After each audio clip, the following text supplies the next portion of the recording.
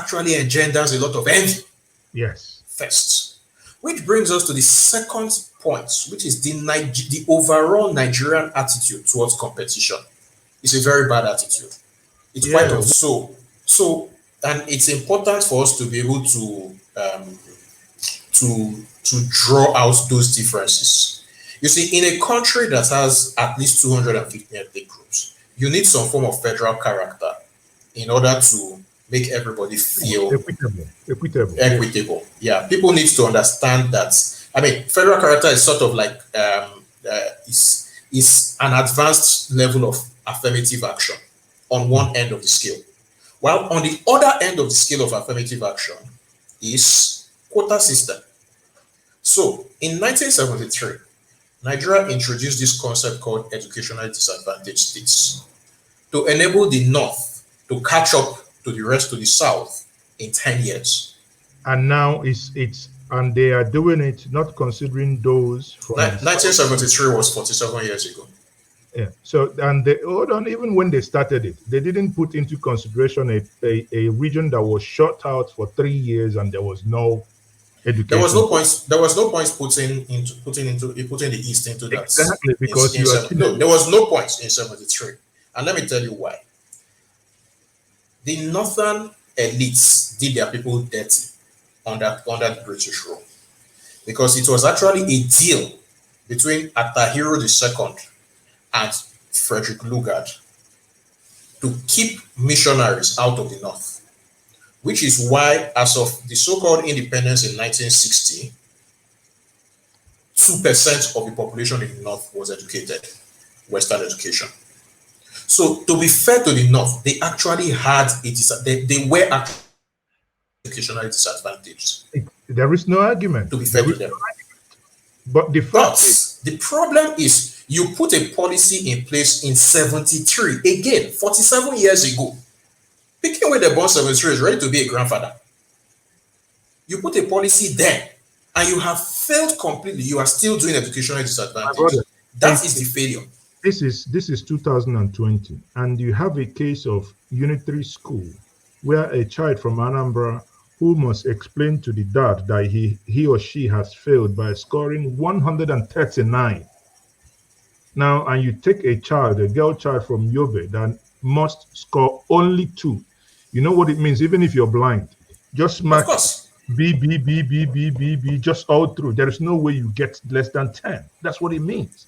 Of course. So, and it's actually, they are hurting themselves, because in the was no journey and Nigerian, but this one, they are only just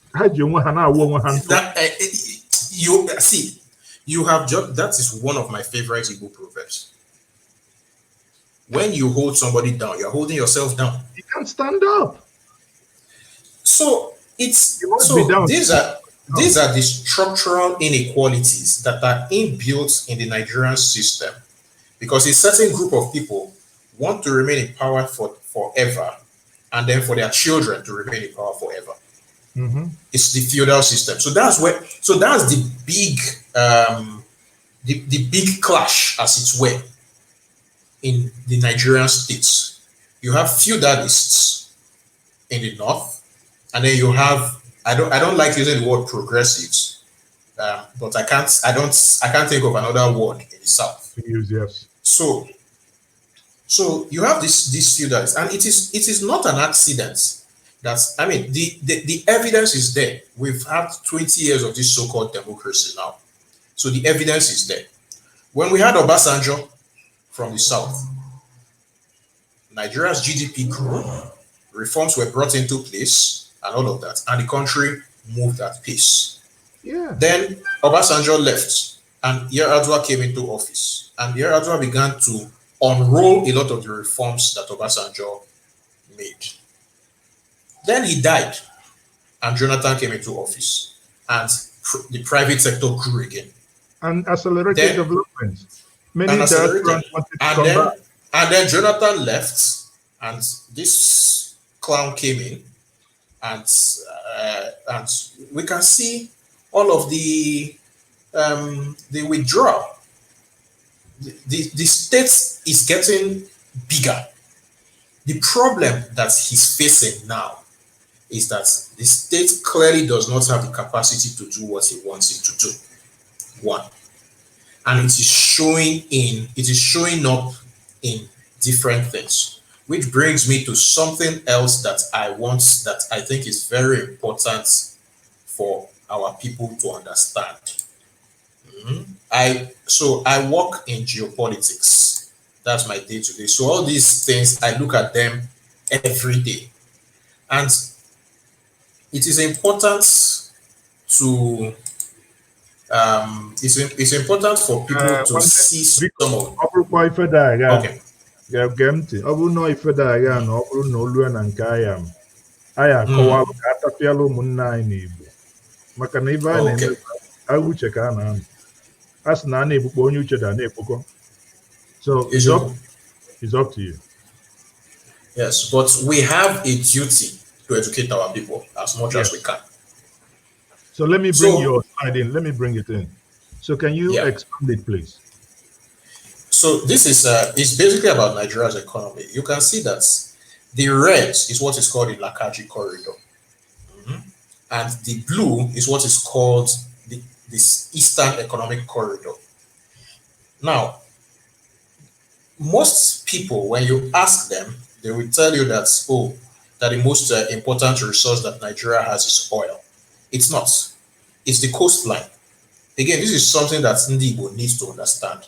Aside from human resources, the most important resource in this country, Obodo Nigeria, with that coastline, Miri. And why is that? 92% of global trade goes through water. So for the north, for northern Nigeria, it is an absolutely crucial imperative that they have access to the ports. Now, they believe that they cannot control us, which is one of the reasons why they have abandoned the ports in Warri, in Port Harcourt, in Calabar, in favor of the one in Lagos. But it is not an accident that since 1961, with the exception of Dapo every head of the Nigerian Ports Authority has been in Northern. It's not an accident. And nothing is happening about it. Again, it's the control of Abuja. But sadly enough, it's one of the reasons why Abuja is obsessed with control. But even under 8 years of Obasanjo, it didn't change. That was I said with the exception of Dapo Sarumi. Dapo Sarumi was the head of the MPA under Obasanjo. For how long? I think he was there for 5 years. And he went back to the status quo. Well, by the time he left, by the time his tenure expired, Obasanjo had left.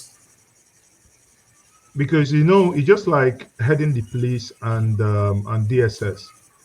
When you look at the loop-sided appointment happening, you find out that even if tomorrow you have an Igbo presidency, Yoruba presidency, president from the south, whatever, the ones to guide you are still those already, because they've already inserted them in there. You can't take them away. Now, exactly. This is why it is important for us to understand the geopolitics of our region. And our region is not just Nigeria, the whole of West Africa. You see, we actually lie in a very critical region for global stability. Because of Nigeria's geopolitical location,